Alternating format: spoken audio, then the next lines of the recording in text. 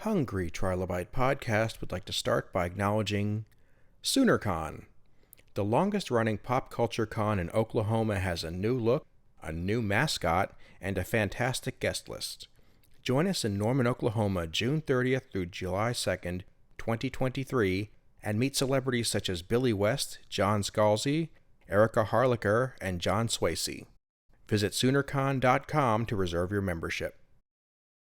On tap today, we have Zachary Gilbert. How are you doing today, good sir? I'm doing fine. How about you? Doing great. Zach, you are a comic creator and you have an upcoming project here called Giant Killer. That's right. Yeah. And I've been looking over your work and it really speaks to me, I got to tell you. Oh, wow. Because I don't want to put words in your mouth as to what look you're going for. Right. But to me, when I see it, I see a lot of influences from movies from like the late 70s, early 80s, things like Never Ending Story, Muppet Movie, things like that, where it's like that, it's that look and feel. It's very emotive. Yeah, that's awesome. I mean, I was obsessed with the Never Ending Story a little bit as a kid. I remember borrowing it from somebody, and I don't know that I ever gave it back. I just watched it on repeat a lot. It was just super strange, and all the characters were so odd, and the look of the world was kind of creepy but somehow cool at the same time. And yeah, that's definitely the vibe that I'm going for. So I'm cool that that is clear. It is very clear. And I guess what I'm trying to say, without disparaging the work of anybody else, is that your style is a couple steps to the side of from what is very popular right now, which gives it a very distinctive look that is, there's a lot of detail in there that's worth soaking up. Yeah, I have, so this is the first graphic novel or comic I've ever done. I've never done anything like this before.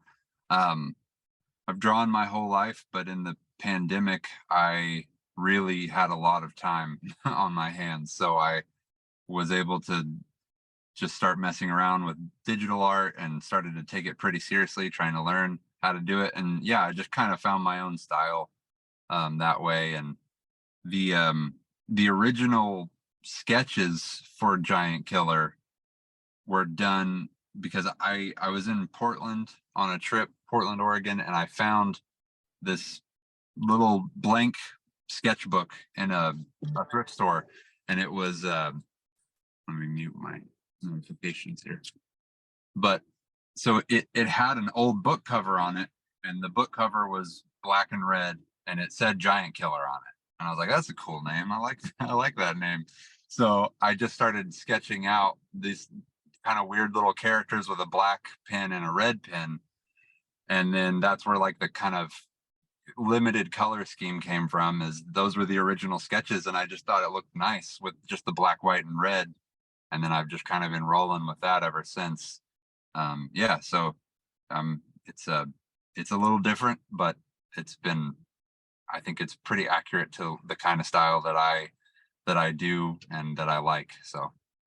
So you start out with just sketches in a sketchbook, a hair more than a doodle, and from that you're actually coming up with a full story. Is this a one-shot comic? Is it extended graphic novel? Do you have a series planned? So I would love to do more.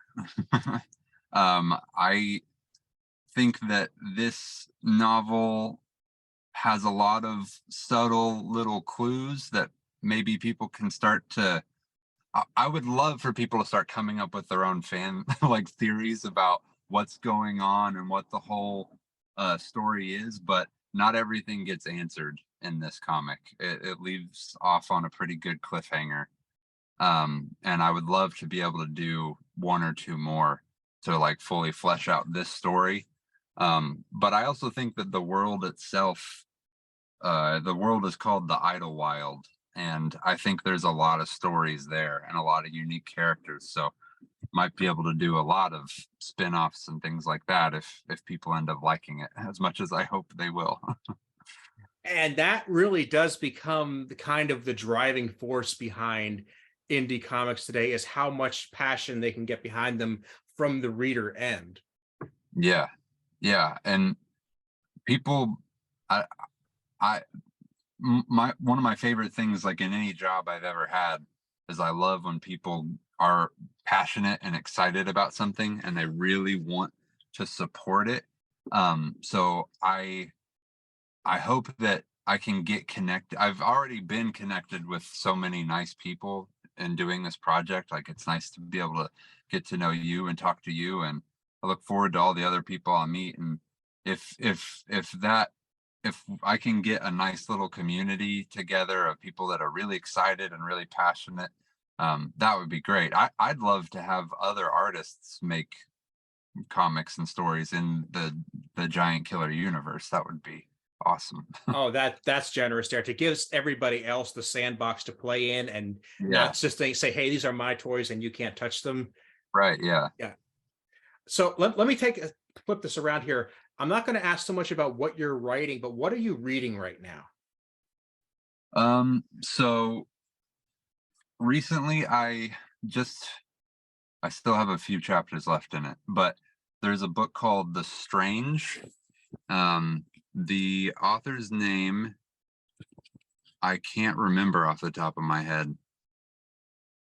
It's not I don't think it's kind of a different name, not like a more American name, Mhm. but The Strange, really cool sci-fi dystopian like future set on Mars, which has all the trappings of being like everything else you've ever read. Like, we've all heard about dystopian future stuff and we've all read books set on Mars, but this has this almost like the kind of dark side of the golden age of America, like that kind of 50s Americana, Mhm. but on Mars, with terrifying AI robot monsters, and it's just such a really unique, well written, and yeah, really enjoying that.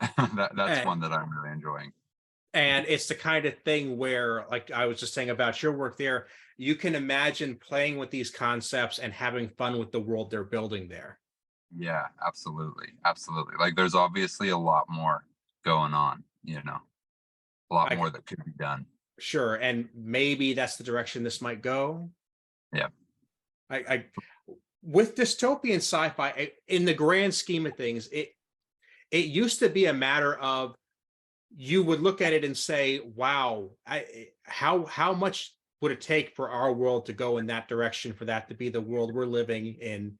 And now Yeah. we kind of look at it like, "Wow, that could be Tuesday." Yeah. Yeah. Oh man, I remember when the pandemic was in full swing and walking around a Home Depot wearing the mask, and there was the constant alerts over the sound system, the social distance, wear a mask if you're and that was even before the vaccinations were available. And I remember looking at my wife and I was like, this feels like a movie. Mhm. Like, this doesn't feel real, but it went on long enough, and there's been one thing after another where it's like, at this point, yeah, you're right. It's like, if you told me that AI had overthrown a government on next Tuesday, I'd be like, yeah, it sounds about right. I mean, I looking over a news article from a couple of days ago. I don't know if you saw this, but there was a simulation run by the Air Force on a new way to pilot drones. Did you catch this one? No, I haven't heard about that. Okay, now this was only a simulation. No actual personnel or equipment was involved, Right. but they tried to run an AI test to see if a drone could be programmed to attack targets and eliminate anything it considered to be a threat. Mm, And just as a safety measure, they programmed in that a human could override it if they determined that the drone made the wrong decision. right. Well, the first thing the drone did was decide that the human override was the threat, Was and a decide, threat. like, this is literally the plot to Terminator 3. Yeah. Like, there's nothing different here. Yeah, this is what made the world of Dune happen. Like, that's how we got there. Yeah, no, yeah, it's weird because I don't know.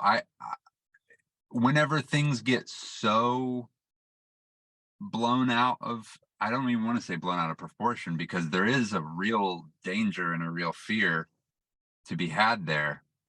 But what's weird is, like, we've always, heard about pandemics in literature and things like that. And then to live through one, and you're like, when are the zombies coming out? Hmm. When is the mass looting? When is the rise of the bandits, and all of these different, the warring factions? And it was weird because we kind of had small amounts of that, but when it's real, it's way less fascinating. It's not as cut and dry. There aren't clear good guys and bad guys, as much as it would make us feel more comfortable to think that there are. It's not black and white. And so that's what I wonder so much about all of the fear and intrigue and stuff that's with AI. It's like, I bad stuff has already happened and more bad stuff will happen, but I just wonder how normal it will feel after a little bit, and how muddied it will feel after a little bit. What I've learned from those movies is that if I want to be a villain, I have to dress better. Yeah. Because Yeah, my you gotta clothes are have not fashion. nearly cool enough. Yeah, right. You gotta have the fashion. Yeah, the Lots villains of always get the black. cool outfits. Yeah, Okay. always the better ones. It's like anytime you play a video game, if you can wear like the white colored stuff, where you can have like the really edgy, dark looking, sleek armor. It's like, I'm always gonna go that way. I would rather have the more villainous looking armor. It's subjectively cooler. But if we can go back to your project for a minute Yeah. here, where are you at with that? Do you have the full book made and ready to go? So I have 22 pages left out of 197. Okay, that's Um, awesome. yeah, so the end is probably only a couple weeks away. There will be a few, like, tweaks and edits and adding some shading here, adding some colors there. But the bulk of the line work and colors and all that will be done. Uh, Hopefully, my hope is that if I can do 2 pages a day for the next several days, I'll get it. I'll get it done in 11 days. Sure. Yeah. So But even if you have to work in some delays, you've got this. You've got you see.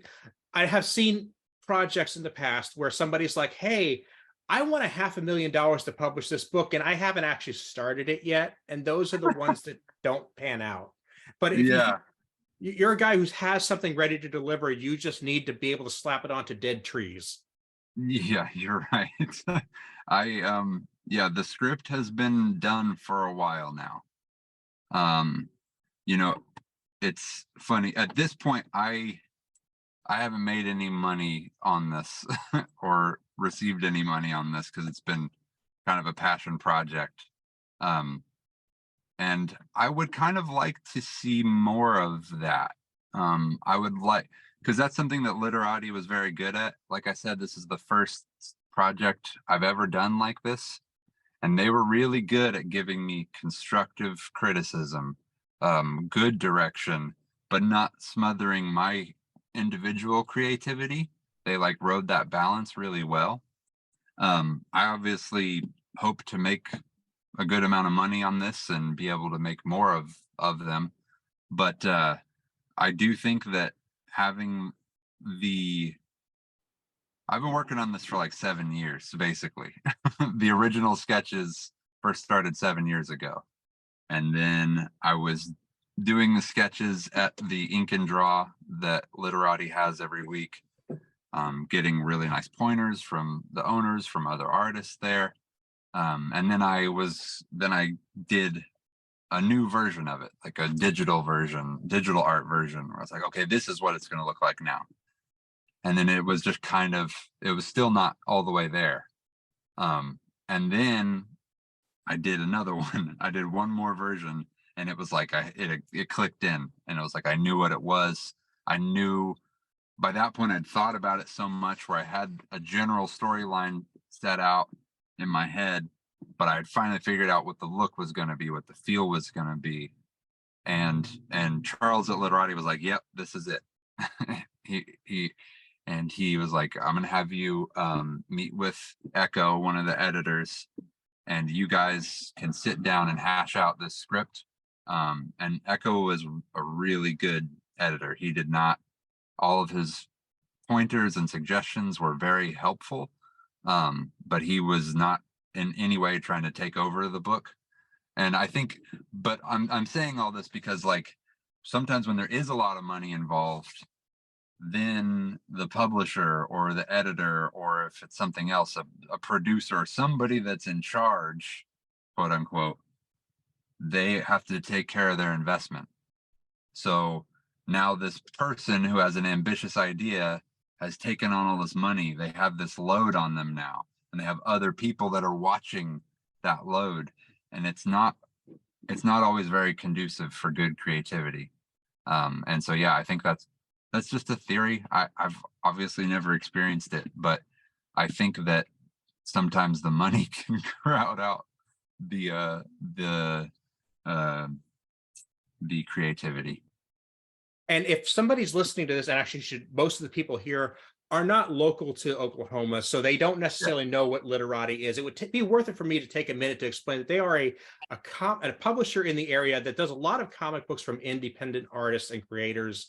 And they are fantastic at, number one, recognizing good independent talent, shepherding that, giving them the resources, the connections to work with people. And if you get the final product they put out, it's very well done. These are very professionally published comics that look fantastic. And again, I should state for the fact, not a sponsor or anything. I have no affiliation with them, but they go to a lot of the cons I go to, SoonerCon being the next one I'll see them at. And I strongly recommend, if you don't know them, look at the show notes on my website, aaronbossick.com. Check out what they have, because if you don't know them from the area, it's worth your time to look them up. Yeah, absolutely. A lot of really cool, nice people working on some really cool comics. Yeah. And I'm all about the indie stuff because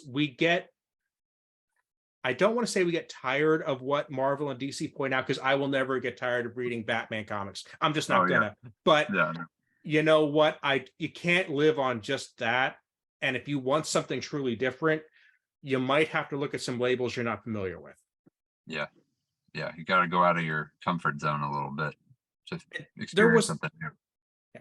There was a time not that long ago when, if you went to the comic book section of whatever store you were at, you wouldn't just have spandex superheroes. You would have Westerns, you'd have war stories, horror, teen romance, true crime.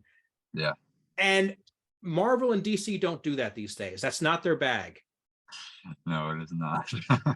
The Literatis of the world do that. IDW and the other, like Boom, to some degree, but if you really want the something different, it's the Literatis of the world that are going to do that. Yeah. Yeah. Well, Zach, like I said, I'm going to make sure that I go ahead and put the links to your project and your work on my website, aaronbossick.com. Where can people follow your adventures on the web? Right now, my Instagram is kind of my main online presence. So my Instagram account is broke but okay. And it's got a lot of images from Giant Killer. I post about any news that's happening with that. I've got a lot of other artwork and different collaborations I've done on there as well. Awesome. Well, I'm looking forward to this. I'm going to be checking out your project when it hits Kickstarter. So hope to have you back when it's ready to go. Yeah, that would be great. Thanks so much for having me, Aaron. Anytime, man. Keep in touch.